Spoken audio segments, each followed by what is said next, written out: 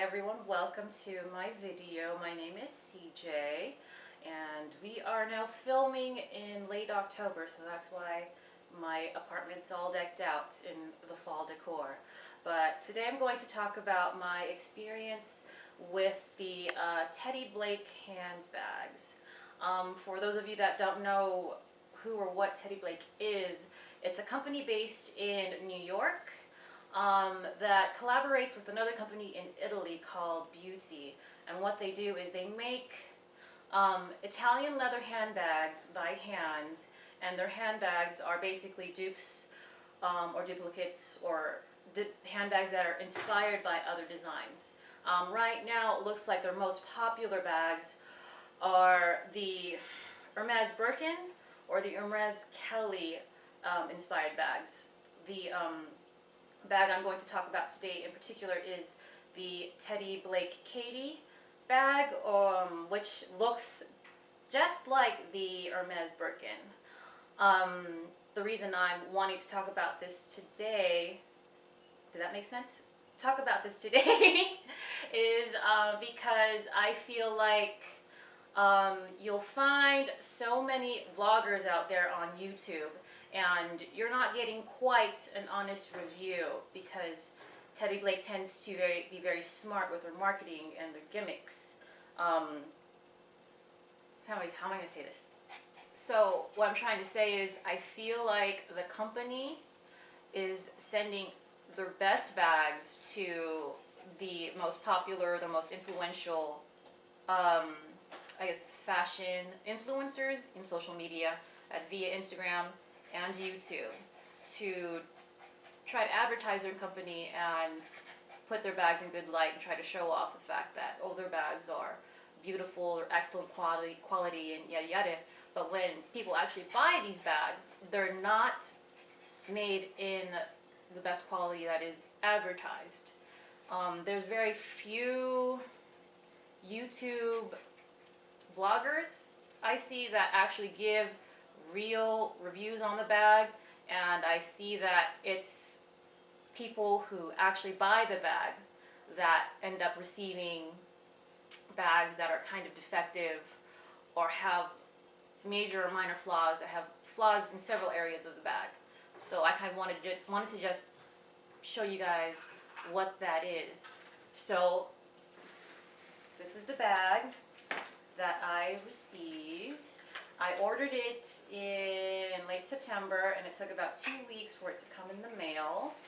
So this is the, can you see, orange Cady bag, 12-inch orange Cady bag with gold hardware. And when I first received it, I thought it was so beautiful. And it is a beautiful bag. It's excellent quality leather, and compared to other bags that I've received before, like, it's gorgeous.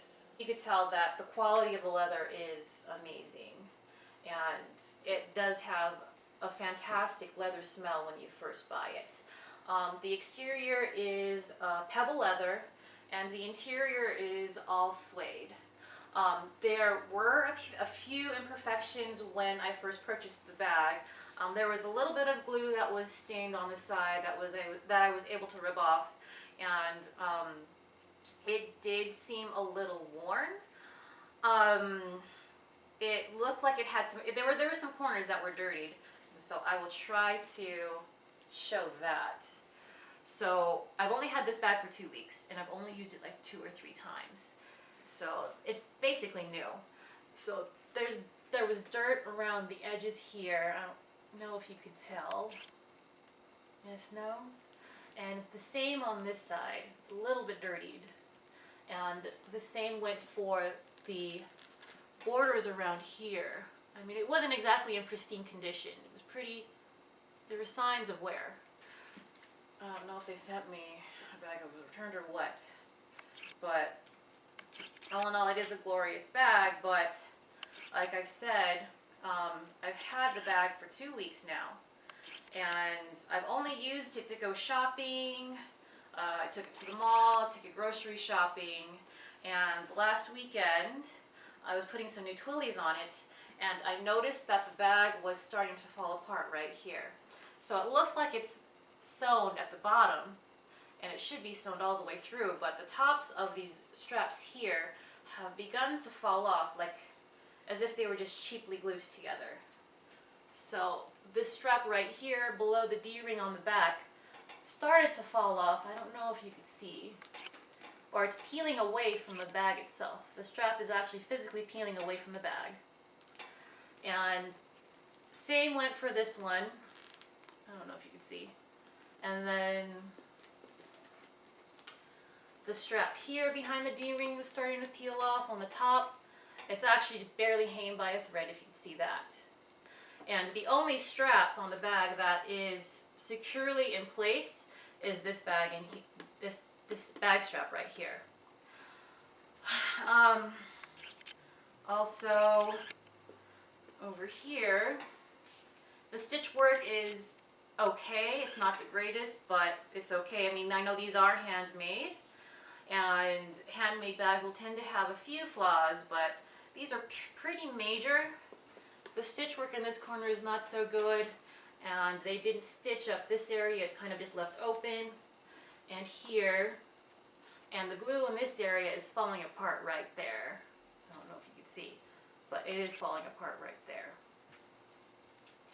The last thing I noticed, because I did email Teddy Blake, is these buckles are not exactly securely nailed to the leather straps, because this right here started to fall apart. So the nail and the buckle and the leather are falling apart right there. See that?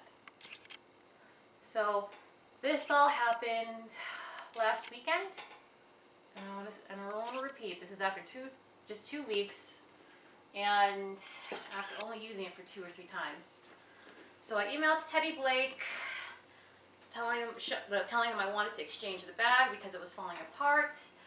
And I also noticed on their website, the return policy had said the bag has to be in basically new and unused condition, and if you do want to return it, there is a $25 restocking fee. And what really scared me was it said Teddy Blake can't be held accountable for packages lost during a return or exchange.